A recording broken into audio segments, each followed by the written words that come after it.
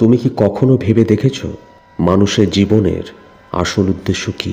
ভগবান নারায়ণ আমাদের এই মানব জন্ম কেন দিয়েছেন? আমাদের জন্মের উদ্দেশ্য কি কেবল ধন সম্পদ অর্জন, নাম খ্যাতি পাওয়া বা নিজের সুখ সুবিধের ব্যবস্থা করা?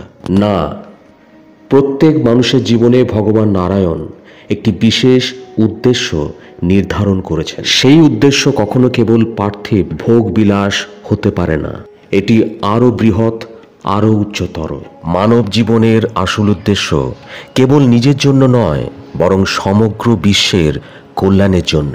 শুধু মানব জাতির নয়, পৃথিবী, প্রকৃতি, গাছপালা, পশু পাখি সকল জীবের জন্যেও ভগবান নারায়ণ আমাদের এই পৃথিবীতে পাঠিয়েছেন, যাতে আমরা প্রকৃতির রক্ষা করি, জীবনের মর্যাদা বজায় রাখি এবং সকল জীবের সঙ্গে শান্তি ও ভালোবাসার সহাবস্থান বজায় রাখি।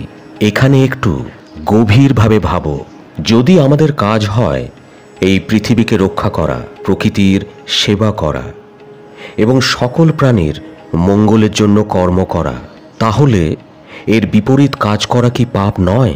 আর যে ব্যক্তি তার প্রকৃত ধর্ম পালন করে, সে কি পুণ্যের যোগ্য নয়? এটাই পাপ ও পুণ্যের প্রকৃত পার্থক্য। পাপ হলো যখন আমরা আমাদের কর্তব্য থেকে সরে গিয়ে অধর্মে লিপ্ত হই, যার ফলে পৃথিবীতে অশান্তি ও কষ্ট বাড়ে। আর পুণ্য হলো যখন আমরা ভগবান নারায়ণের নির্দেশিত পথে প্রেম ও করুণার সঙ্গে কাজ করি, যার ফলে জীবনে শান্তি ও সমৃদ্ধি আসে।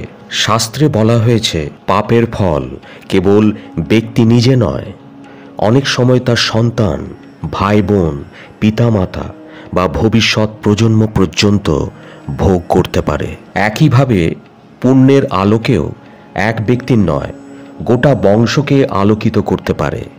তাই প্রতিটি কর্ম করার আগে ভেবে দেখো, কারণ নারায়ণের দৃষ্টিতে কিছুই গোপন নয়। তার ন্যায় বিচারে শুধু ব্যক্তি নয়, প্রজন্ম অন্তর্ভুক্ত থাকে। এবার এসো আমরা বুঝে নিই কিভাবে মন চিনতে পারে জীবনের এই মহান উদ্দেশ্যকে, এবং কিভাবে এমন কর্ম করব যাতে ভগবান নারায়ণের কৃপা লাভ করতে পারি এবং পাপ থেকে দূরে থেকে পুণ্যের দিকে অগ্রসর হতে পারি।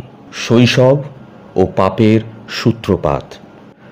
শাস্ত্র অনুসারে 12 বছর বয়সের আগে কারো কোনো পাপকে নারায়ণের দৃষ্টিতে পাপ হিসেবে গণ্য করা হয় না, কারণ তখন পর্যন্ত শিশুর সঠিক ও ভুলের জ্ঞান সম্পূর্ণ হয় না। সে যা দেখে তাই অনুকরণ করে, তা জ্ঞানবশত নয়, অজ্ঞানবশত। তাই নারায়ণ সেই ভুলগুলো ক্ষমা করে দেন। কিন্তু 12 বছর পার হওয়ার পর থেকেই আত্মা সচেতন হতে শুরু করে এবং তখন থেকেই কর্মফল যুক্ত হয়। সচেতনভাবে করা ভুল প্রকৃত পাপ।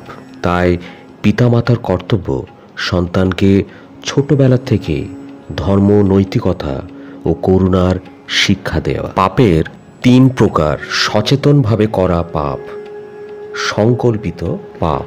যখন কেউ সম্পূর্ণ জেনে শুনে, বুঝে শুনে অধর্ম করে, যেমন চুরি, হত্যা, ঘুষ, প্রতারণা ইত্যাদি, তখন তা গুরুতর পাপ। এই ধরনের পাপ আত্মাকে ভারী করে তোলে এবং বহু জন্ম পর্যন্ত তার প্রভাব থেকে মুক্তি মেলে না। এর মুক্তির একমাত্র উপায় নারায়ণের শরণ নেয়া। এই ধরনের পাপ আত্মাকে ভারী করে তোলে এবং বহু জন্ম পর্যন্ত তার প্রভাব থেকে মুক্তি মেলে না। এর মুক্তির একমাত্র উপায় নারায়ণের শরণ নেয়া। অজান্তে করা পাপ, অসংকল্পিত পাপ। যখন অজ্ঞানতা বা অসাবধানতার কারণে কেউ ভুল কাজ করে, যেমন হাঁটতে হাঁটতে ছোট প্রাণীকে মেরে ফেলা, অনিচ্ছাকৃতভাবে কাউকে অপমান করা ইত্যাদি, এই পাপ তুলনামূলক হালকা এবং ভক্তি, দান ও আন্তরিক প্রার্থনার মাধ্যমে মোচনযোগ্য। 3 নম্বর হলো অভ্যেসবশত পাপ, আদত পাপ।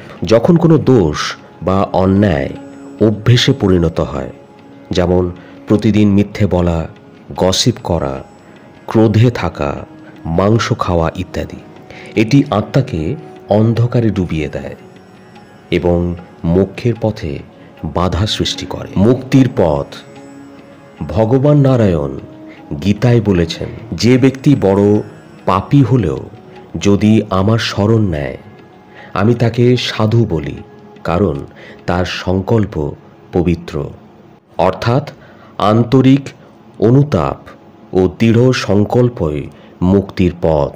যেমন আজমেল ও বাল্মীকি, যারা পাপী ছিলেন কিন্তু শেষমেশ নারায়ণের নাম গ্রহণ করে মুক্তি পান। পিতামাতার প্রতি আচরণ।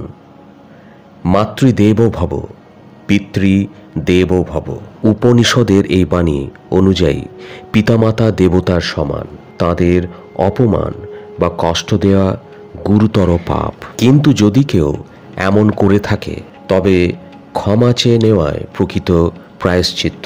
যদি তারা না থাকেন তবে মন থেকে ক্ষমা চেয়ে তাদের নামে দান বা সেবা করা উচিত। মাংসা আহার ও পাপ। বৈদিক মতে অহিংসাই পরম ধর্ম। মাংস খাওয়া বা প্রাণী হত্যা গুরুতর পাপ, কারণ এটি জীবনের প্রতি করুণাহীনতা আনে এবং মনকে অশুদ্ধ করে। কিন্তু যদি কেউ এখন এই পাপ থেকে মুক্ত হতে চায় তবে তাকে নারায়ণের শরণ নিতে হবে এবং পবিত্র আহারের সংকল্প করতে হবে। সর্বশেষ পাপ নাশের রহস্য। শাস্ত্রে এক বিশেষ উপায় বলা হয়েছে, নারায়ণ আহ্বান নিয়ম। এটি একটি গভীর সাধনা যা সহজ নয়, কিন্তু এটি আত্মাকে সম্পূর্ণরূপে শুদ্ধ করতে সক্ষম। এটি শুরু করার আগে অটল শ্রদ্ধা ও অটল সংকল্প থাকা প্রয়োজন। যদি তুমি এই পথ অনুসরণ করতে চাও তবে হৃদয়ে বলো, জয় শ্রী নারায়ণ। ভগবান নারায়ণ তোমার জীবনে শান্তি, আনন্দ ও সমৃদ্ধ বর্ষণ করুন। ওম নমঃ শিবায়।